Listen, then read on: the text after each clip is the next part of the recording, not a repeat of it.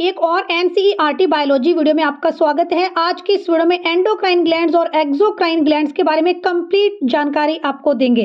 इस टॉपिक के नोट्स का लिंक भी आपको डिस्क्रिप्शन बॉक्स में दिया गया है और वीडियो के लास्ट में आपकी इवैल्यूएशन के लिए रखा गया है एनसीईआरटी बायोलॉजी क्विज। सबसे पहले जानते हैं कि आखिर ग्लैंड्स क्या है। हमारी बॉडी मल्टी सेल्यूलर है। हमारी बॉडी में सेल्स कंबाइन करेंगे तो टिश्यू बनेंगे और टिश्यू कंबाइन करेंगे तो ऑर्गन्स बनेंगे यानी अंग बनेंगे।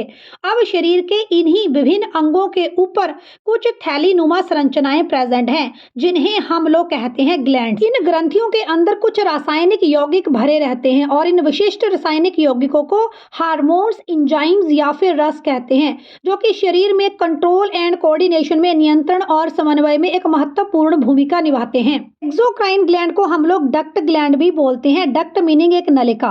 एक्सोक्राइन ग्लैंड्स के अंदर भरा रहता है एंजाइम या फिर रस और ये एक नलिका यानी डक्ट के माध्यम से हमारी टारगेट साइट के ऊपर पहुंचता है। आपने ध्यान रखना है, एक्सोक्राइन ग्लैंड से जो भी एंजाइम स्रावित होता है ये ब्लड के कांटेक्ट में नहीं आता। जब भी गर्मी का मौसम होता है या आप कोई हैवी एक्सरसाइज करते हैं तो आपके शरीर के ऊपर पसीना आ जाता है, तो स्वेद ग्रंथियां, स्वेट ग्लैंड से निकलता है पसीना। तो क्या पसीने के अंदर किसी तरह का कोई खून पाया जाता है, कोई ब्लड पाया जाता है? क्योंकि स्वेद ग्रंथियां एग्जाम्पल है एक्सोक्राइन ग्लैंड का और इनसे निकलने वाला एंजाइम या फिर पदार्थ ब्लड के कांटेक्ट में नहीं आता। दूसरी तरफ एंडोक्राइन ग्लैंड से हार्मोन सिक्रेट किए जाते हैं और एंडोक्राइन ग्लैंड को हम लोग डक्टलेस ग्लैंड भी बोलते हैं। एंडोक्राइन ग्लैंड्स के साथ कोई डक्ट नहीं पाई जाती। एंडोक्राइन ग्लैंड से जो भी हार्मोन सिक्रेट होता है सीधे ही हमारे ब्लड में मिक्स हो जाता है और फिर ब्लड के माध्यम से हमारी बॉडी में उस टारगेट साइट के ऊपर पहुंचता है जहां पर उसे कार्य करना है। हमारे शरीर के अंदर कुछ एक ऐसी ग्रंथियां भी हैं जिनमें बहिस्त्रावी ग्रंथियों और अंतःस्त्रावी ग्रंथियों दोनों के ही गुण पाए जाते हैं। ऐसी ग्रंथियों को हम लोग बोलते हैं मिक्स्ड ग्लैंड्स और इसका एग्जाम्पल रहेगा पैंक्रियाज यानी अग्नाशय। तो आप लोग याद रखें, एक्सोक्राइन ग्लैंड से सिर्फ एंजाइम निकलेंगे और एंडोक्राइन ग्लैंड से हार्मोन निकलते हैं और मिक्स्ड ग्लैंड एंजाइम और हार्मोन दोनों को ही स्रावित कर सकते हैं। अब हम लोग डिटेल में डिस्कस करेंगे एक्सोक्राइन ग्लैंड बहिर्स्रावी ग्रंथियों के बारे में वन बाय वन। सेरुमिन ग्लैंड, कान के वैक्स का वैज्ञानिक नाम सेरुमिन है। सेरुमिन कान के पर्दे को लचीला रखता है, बाहरी श्रवण नलिका को चिकना और साफ रखता है। तो जो ईयर कैनाल है इसके अंदर मिलेगा सेरुमिन यानी ईयर वैक्स। और ईयर वैक्स का काम क्या है? ये कान की नलिका को जलरोधी बनाता है। कान के अंदर कोई भी बैक्टीरिया जाए तो इस बैक्टीरिया को ये मारता है। यानी कान के अंदर मोम जमा होने का क्या कारण है? तो इसका कारण है हमारे कान में प्रेजेंट सेरुमिन ग्रंथियां। लैक्रिमल ग्लैंड्स, लैक्रिमल ग्लैंड्स बहिर्स्रावी ग्रंथियां हैं, एक्सोक्राइन ग्लैंड्स हैं। ये हमारी आंखों में आंसू पैदा करने का कार्य करती हैं और इन्हें हम टीयर ग्लैंड्स या फिर अश्रु ग्रंथियां भी कहते हैं। क्या हमारे आंसू में किसी तरह का कोई खून पाया जाता है? आंसू में खून इसलिए नहीं पाया जाता क्योंकि आंसू ग्लैंड, लैक्रिमल ग्लैंड एक एक्सोक्राइन ग्लैंड है और इनसे जो भी केमिकल सब्सटेंस निकलता है वो हमारे ब्लड के साथ मिक्स नहीं होता। ये एक डक्ट के माध्यम से आगे ट्रांसफर किया जाता है। तो आंसू कहाँ से निकलते हैं? लैक्रिमल ग्लैंड से। और लैक्रिमल ग्लैंड में टीयर डक्ट के माध्यम से ये आंसू हमारी आंखों तक आते हैं। आपने देखा होगा कि कभी कभी अगर हम बहुत ज्यादा रोते हैं तो ऐसी स्थिति में आंसू हमारे नाक के माध्यम से भी बाहर निकलने लगते हैं, हमारी नाक बहने लगती है। इसका कारण है हमारी आंखों में प्रेजेंट पंक्टम ग्रंथियां। अगर आंख में ज्यादा आंसू आ जाए, आप ज्यादा रोएं, ऐसी स्थिति में आंखों के आंसू लैक्रिमल पंक्टम के माध्यम से हमारे नाक में पहुंच जाते हैं और जब आप ज्यादा रोएं तो ऐसे में आपका नाक भी बहने लग पड़ता है। मीबोमियम ग्रंथियां, हमारी आंखों की पलकों में ये ग्रंथियां स्थित रहती हैं और ये ग्रंथियां पलकों के रोम में आकर खुलती हैं और इन ग्रंथियों से एक तेलीय पदार्थ निकलता है जो हमारी आंखों को घर्षण रहित खोलने में मदद करता है। यानी आप अपनी आंखों को एकदम बार बार झपक पा रहे हैं, इसका कारण है आपकी आंखों के अंदर प्रेजेंट मीबोमियम ग्लैंड्स। मीबोमियन ग्रंथियों को आप लोग टॉर्सल ग्रंथियां, पैल्पेब्रल ग्रंथियां और टोर्सो कंजक्टिव ग्रंथियों के नाम से भी जानते हैं। आप देखते हैं कभी कभी हमारी आंखें खराब हो जाती हैं, हमारी आंखों में आई फ्लू जैसी प्रॉब्लम्स आ जाती है। ऐसी स्थिति में हमारी आंखों में एक पीला पीला कीचड़ जमा हो जाता है और ये भी मीबोमियन ग्लैंड से अगर ज्यादा मात्रा में ऑयल जमा होने लगे तो ऐसी स्थिति में आंखों में ये कीचड़ की समस्या आ जाती है। स्वेट ग्लैंड, श्वेत ग्रंथियां, देखिए ये एक एक्सोक्राइन ग्लैंड है। जल्दी से कमेंट करके बताएं, क्या यहाँ से जो भी केमिकल पदार्थ निकलेगा क्या वो एक डक्ट के माध्यम से हमारी स्किन तक पहुंचेगा? जल्दी से कमेंट करके बताएं। और ये भी बताएं कि जो भी यहाँ पर केमिकल सिक्रीट हो रहा है क्या वो हमारे ब्लड में मिक्स होगा या फिर नहीं। तो देखिए, श्वेत ग्रंथियों को स्वेट ग्लैंड बोलते हैं, पसीना ग्रंथियां भी बोल सकते हैं। और हमारी श्वेत ग्रंथियां दो तरह की होती हैं, eccrine sweat glands and apocrine sweat glands. हम लोग एक्सरसाइज करते हैं, गर्मियों का मौसम है, हमारी बॉडी के अधिकांश पार्ट्स के ऊपर पसीना आ जाता है, तो हमारे शरीर के अधिकांश हिस्सों में ये ग्रंथियां पाई जाती हैं। ये ग्रंथियां ज्यादा मात्रा में हमारे फीट सोल्स में, तलवों में, हथेली पाम में, मस्तक में, फोरहेड में, चीक्स में, गाल में और अंडर आर्म्स के नीचे पाई जाती हैं। तो देखिए यहाँ पर जो एक्राइन स्वेट ग्लैंड हैं ये पसीने की ग्रंथियां हैं और हमारे शरीर के अधिकांश भाग में पाई जाती है और सीधे आपकी स्किन के ऊपर आकर खुलती हैं। जो बॉडी में स्थित एपोक्राइन स्वेट ग्लैंड्स है ये ग्रंथियां हमारे बालों के रोम में खुलती हैं। जैसे हमने हैवी एक्सरसाइज की तो हमारे बालों में भी पसीना आ जाएगा, तो ऐसी स्थिति में बालों के रोम में खुलने वाली ग्रंथियां कौन सी हैं? Apocrine sweat glands. लार ग्रंथियां, देखिए लार ग्रंथियों के बारे में मैंने आपको ह्यूमन डाइजेस्टिव सिस्टम में बहुत डिटेल में पढ़ाया है, तो वीडियो का लिंक आपको डिस्क्रिप्शन बॉक्स में मिल जाएगा। ह्यूमन डाइजेस्टिव सिस्टम के बारे में कंप्लीट जानकारी आपको उसमें मिल जाएगी। तो हमारे मुंह के अंदर पाई जाती हैं लार ग्रंथियां और इन लार ग्रंथियों से निकलता है एंजाइम। एंजाइम का क्या काम है? तो ये भोजन को तोड़ने में मदद करता है। और हमारी मुख गुहा बक्कल कैविटी के अंदर 3 तरह की लार ग्रंथियां हैं, सब लिंगुअल लार ग्रंथियां, सब मैंडिब्युलर लार ग्रंथियां और पैरोटिड लार ग्रंथियां। मुंह में प्रेजेंट लार ग्रंथियों से 2 तरह के एंजाइम निकलते हैं, लाइसोजाइम और टाइलिन। लाइसोजाइम एंजाइम का क्या काम है? तो इस एंजाइम का काम है हमारे मुंह में प्रेजेंट बैक्टीरिया को, अगर हमने हाथ नहीं धोए और भोजन में कुछ बैक्टीरिया चले गए हैं तो ऐसे बैक्टीरिया को मारना। और दूसरा यहाँ पर एंजाइम है टाइलिन। टाइलिन एंजाइम का काम है हमारे भोजन में उपस्थित कार्बोहाइड्रेट के पाचन में सहायता करना।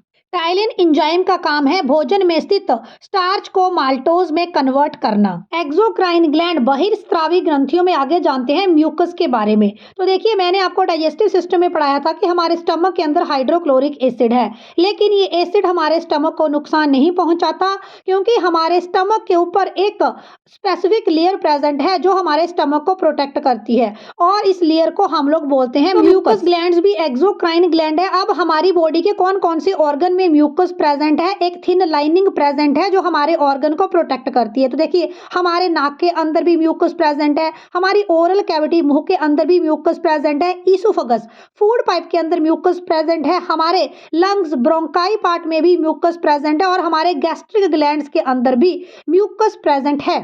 तो म्यूकस क्या है? म्यूकस एक चिपचिपा पदार्थ जनरेट करती है और हमारे वेरियस ऑर्गन्स के अंदर ये एक लेयर टाइप संरचना पाई जाती है जिससे चिपचिपी पदार्थ स्त्रावित किए जाते हैं। जैसे हमारे नाक के अंदर श्लेष्मन स्त्रावित किया जाता है नेजल म्यूकस के द्वारा। सबसे सिंपल एग्जांपल दूं म्यूकस ग्लैंड का, तो हमारी नेजल कैविटी नाक गुहा के अंदर भी म्यूकस ग्लैंड्स प्रेजेंट हैं। और इन म्यूकस ग्लैंड का क्या काम है? जब आप सांस लेंगे तो सांस में कीटाणु अंदर ना चले जाएं, धूल कण अंदर ना चले जाए, जो हवा आपने सांस में ली है वो मॉइस्ट हो।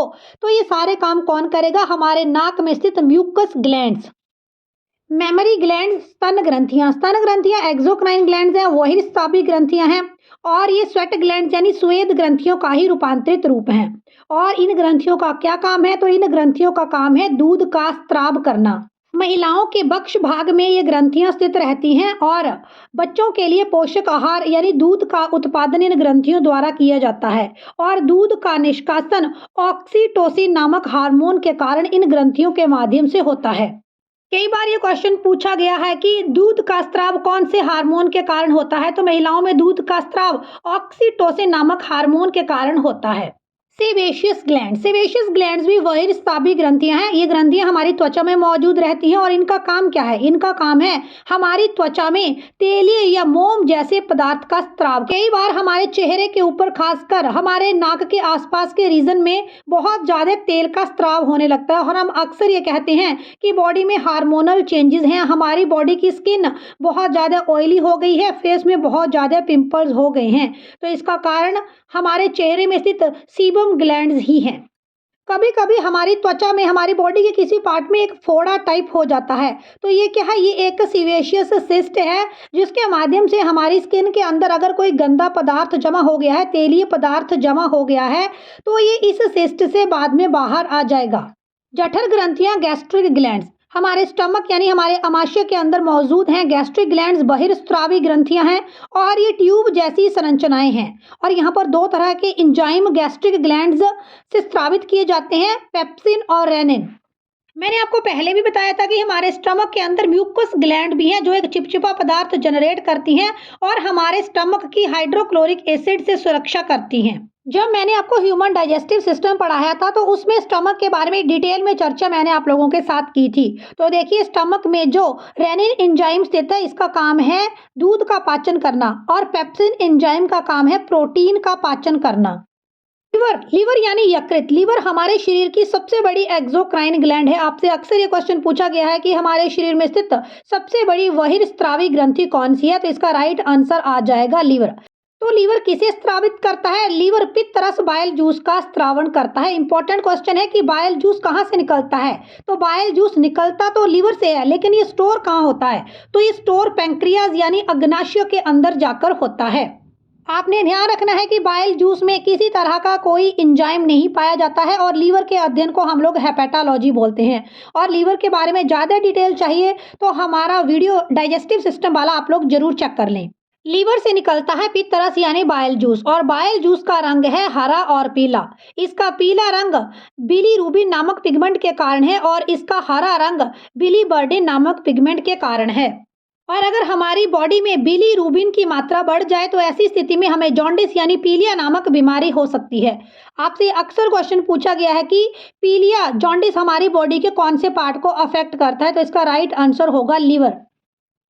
Mixed gland. पैंक्रियाज एक मिक्स्ड ग्लैंड है, अग्नाशय एक मिक्स ग्लैंड है और ये एक अंत्यस्रावी ग्रंथि भी है और बहिर्स्रावी ग्रंथि भी है, यानी इससे हार्मोन्स भी निकलते हैं और इससे एंजाइम्स भी निकलते हैं। पैंक्रियाटिक ग्लैंड के द्वारा दो तरह के हार्मोन का स्रावण किया जाता है, इंसुलिन और ग्लूकागन।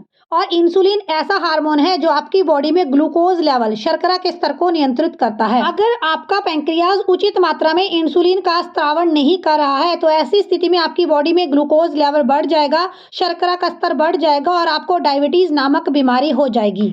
तो ये एक इंपॉर्टेंट क्वेश्चन है कि इंसुलिन कौन सीक्रेट करता है, तो इसका राइट आंसर आ जाएगा पैंक्रियाज। अब पैंक्रिया एक एंडोक्राइन ग्लैंड भी है, एक्सोक्राइन ग्लैंड भी है।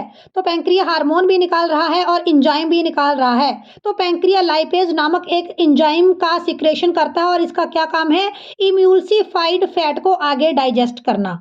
यानी पैंक्रिया द्वारा स्रावित लाइपेज एंजाइम वसा के टूटने में सहायता करता है, वसा को पचाने में सहायता करता है। इंटेस्टाइनल ग्लैंड्स, आंतर ग्रंथियां। देखिए, छोटी आंत और बड़ी आंत के बारे में कंप्लीट जानकारी चाहते हैं तो हमारा ह्यूमन डाइजेस्टिव वाला वीडियो देखिए, लिंक डिस्क्रिप्शन बॉक्स में है। तो आंतर ग्रंथियां आंतर रस का निर्माण करती हैं जो भोजन के पाचन में सहायता करता है। तो आंतर ग्रंथियां कौन कौन से एंजाइम्स को सिक्रेट करती हैं, कौन कौन से रस को सिक्रेट करती हैं, तो इसमें शामिल रहेगा sucrose, maltose, erepsin, lactose, lipase और पेप्सिन। तो आप एक ट्रिक के साथ इंटेस्टाइनल ग्लैंड्स को याद रख सकते हैं, स्मेल पे। तो हमारी छोटी आंत स्मॉल इंटेस्टाइन से निकलेगा इंटेस्टाइनल जूस जो भोजन के पाचन में मदद करेगा। तो माल्टेज का क्या काम है? माल्टेज का काम है माल्टोज को ग्लूकोज में तोड़ना। सुक्रेज का क्या काम है? सुक्रेज का काम है ग्लूकोज को फ्रक्टोज में तोड़ना। और अंतर रस लैक्टेज का काम है ग्लूकोज को ग्लैक्टोज में कन्वर्ट करना। तो कहीं ना कहीं ये कार्बोहाइड्रेट यानी जिसमें ग्लूकोज, फ्रक्टोज, सक्रोज शामिल है, इसके पाचन में मदद करती हैं। और आगे हम लोग डिस्कस करेंगे अंत्यस्रावी ग्रंथियों के बारे में, एंडोक्राइन ग्लैंड्स के बारे में। एंडोक्राइन ग्लैंड्स हार्मोन को सिक्रेट करती हैं और हार्मोन सीधे आपके ब्लड में मिक्स हो जाते हैं और बॉडी के डिफरेंट पार्ट्स में पहुंच जाते हैं जहां उन्हें कार्य करना होता है। हमारे दिमाग के अंदर दो तरह की ग्रंथियां स्थित हैं, पिट्यूटरी ग्लैंड और पीनियल ग्लैंड। पिट्यूटरी ग्लैंड को हम लोग मास्टर ग्लैंड बोलते हैं और पिट्यूटरी ग्लैंड बाकी ग्रंथियों के कार्य को भी कंट्रोल करती है। तो पहले बाकी अंतःस्रावी ग्रंथियों के बारे में जानते हैं, लास्ट में पिट्यूटरी ग्लैंड के बारे में पढ़ेंगे। पीनियल ग्लैंड हमारे दिमाग में स्थित एक मटर के आकार की ग्रंथि है। पीनियल ग्रंथि हमारे सोने और जागने और प्रजनन व्यवहार को नियंत्रित करती है। यानी आप सोते हैं, जागते हैं, तो आपके सोने जागने के इस चक्कर को कौन नियंत्रित करता है? तो पीनियल ग्लैंड। पीनियल ग्रंथि हमारे अग्र मस्तिष्क में स्थित है। अग्र मस्तिष्क में ये बिल्कुल आपके फोरहेड, जैसे शिव का तीसरा नेत्र है, वैसे ही उसी पोजीशन पर ये पीछे की ओर करके स्थित है, इसीलिए इसे तीसरा नेत्र भी कहा जाता है। पीनियल ग्रंथि कौन सा हार्मोन सिक्रेट करती है? तो पीनियल ग्रंथि मेलाटोनिन नामक हार्मोन सिक्रेट करती है और इस हार्मोन को आप हार्मोन ऑफ डार्कनेस भी कहते हैं। यानी ये ऐसा हार्मोन है जिसका उत्पादन अंधेरे में अधिक होता है। मेलाटोनिन का उत्पादन अंधेरे में अधिक होता है। यही कारण है कि आपको अंधेरे में ज़्यादा नींद आती है। जैसे ही आपको नींद आती है तो आप बोलते हैं कि लाइट्स को ऑफ कर दो, क्योंकि अंधेरे में मेलाटोनिन का उत्पादन अधिक होगा और आपको अच्छी नींद आएगी। तो मेलाटोनिन को नींद का हार्मोन भी कहते हैं और पीनियल ग्लैंड को हमारे शरीर की जैविक घड़ी भी कहा जाता है। थायराइड ग्लैंड भी एक अंतःस्रावी ग्रंथि है और ये एच आकार की ग्रंथि है। ये ग्रंथि हमारे शरीर की सबसे बड़ी अंतःस्रावी ग्रंथि भी है। पेपर में आपसे पूछा जाएगा कि सबसे बड़ी अंतःस्रावी ग्रंथि कौन सी है? तो थायराइड। और सबसे बड़ी बहिर्स्रावी ग्रंथि कौन सी है? तो इसका आंसर है लीवर। थायराइड ग्रंथि का आकार कैसा है? तो इंग्लिश अल्फाबेट एच जैसी इसकी शेप है। और थायराइड ग्लैंड कौन से हार्मोन को सिक्रीट करती है? तो थायराइड ग्लैंड थायरोक्सिन नामक हार्मोन को सिक्रीट करती है, जो हमारी बॉडी में आयोडीन बनाता है। थायराइड ग्लैंड हमारे भोजन में स्थित कार्बोहाइड्रेट्स, वसा और प्रोटीन के पाचन की दर को भी नियंत्रित करती है। थायराइड ग्रंथि से निकलने वाला थायरोक्सिन हार्मोन शरीर की सामान्य वृद्धि के लिए बहुत इंपॉर्टेंट है। हमारे फिजिकल और हमारे मेंटल विकास के लिए बहुत इंपॉर्टेंट है। और अगर हमारे शरीर में आयोडीन की कमी हो जाए, ऐसी स्थिति में थायराइड ग्लैंड फूल जाती है, थायराइड ग्रंथि का आकार बढ़ जाता है और गला फूल जाता है और इस बीमारी को हम कहते हैं ग्वाइटर, घेंगा। तो पेपर में कई बार पूछा गया है कि आयोडीन की कमी से होने वाला रोग कौन सा है? तो राइट आंसर आएगा ग्वाइटर यानी घेंगा।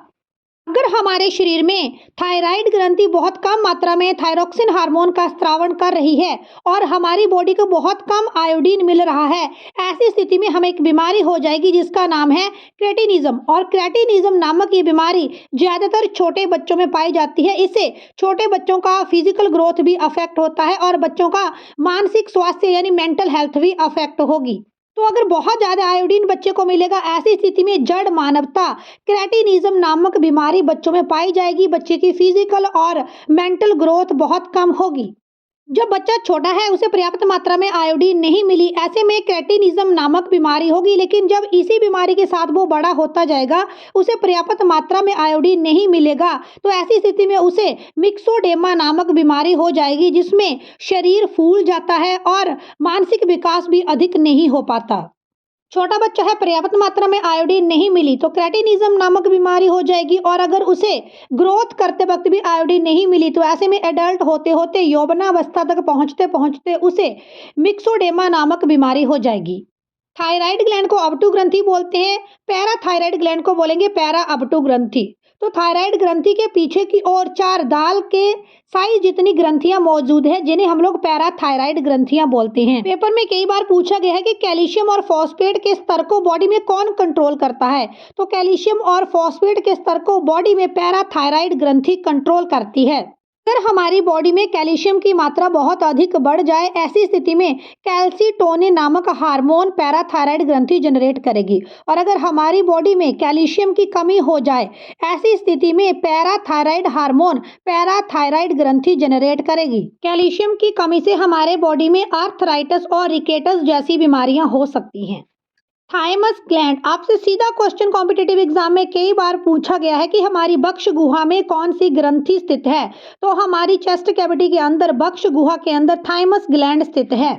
थायराइड ग्रंथि से थाइमस नामक हार्मोन निकलता है, जो हमारी बॉडी में रोग प्रतिरक्षा प्रणाली को और अधिक विकसित करता है, हमारी बॉडी को बीमारियों से बचाता है। और इस हार्मोन को प्रतिरक्षा तंत्र का राजा भी कहते हैं। इंपॉर्टेंट क्वेश्चन है, कौन से अंतःस्रावी हार्मोन को प्रतिरक्षा तंत्र का राजा कहते हैं? जल्दी से कमेंट करके बताएं।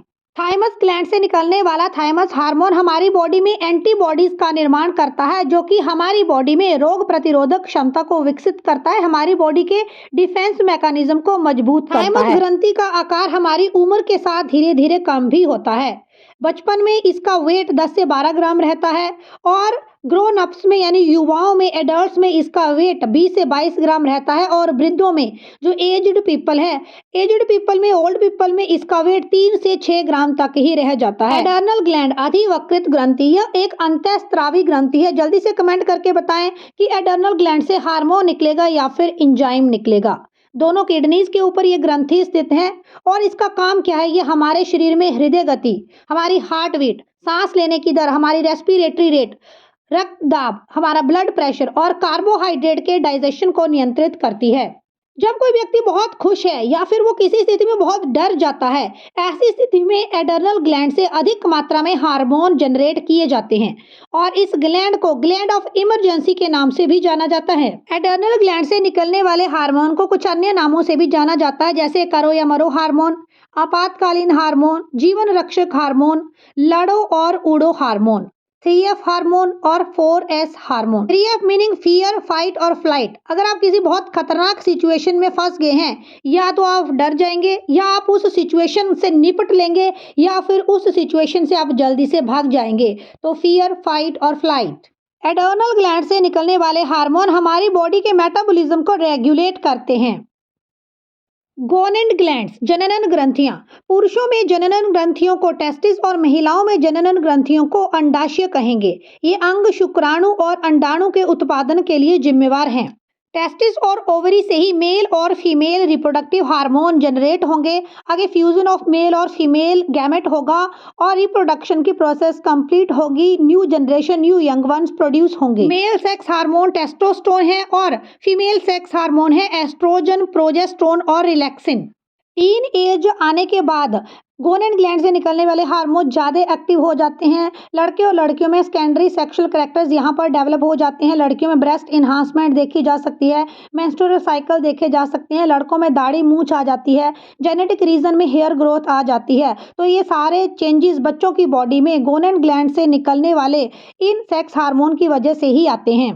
पिट्यूटरी ग्लैंड को हम लोग मास्टर ग्लैंड बोलते हैं। हाइपोथैलेमस के नीचे एक मटर जैसी संरचना है, इसे ही हम लोग पिट्यूटरी ग्लैंड बोलते हैं और हमारे अंतःस्रावी ग्रंथियों से निकलने वाले बहुत सारे हार्मोन्स को पिट्यूटरी ग्लैंड कंट्रोल करता है। इसे सेल टर्सिका भी कहते हैं और मास्टर ग्रंथि भी कहते हैं। पिट्यूटरी ग्लैंड से निकलने वाले हार्मोन को आप एक ट्रिक के साथ याद रख सकते हैं, फ्लैट पैग। तो बहुत सारे हार्मोन पिट्यूटरी ग्लैंड से निकलते हैं, जैसे ग्रोथ हार्मोन है, एंडोर्फिन हार्मोन है, प्रोलैक्टिन हार्मोन है, थायराइड स्टिमुलेटिंग हार्मोन है, लुटिनाइजिंग हार्मोन है, फॉलिकल स्टिमुलेटिंग हार्मोन है। और ये हार्मोन हमारी बॉडी के जो बाकी ग्लैंड्स है जो हार्मोन जनरेट करती हैं, उन सारे फंक्शंस को ये पिट्यूटरी ग्लैंड कंट्रोल करती है।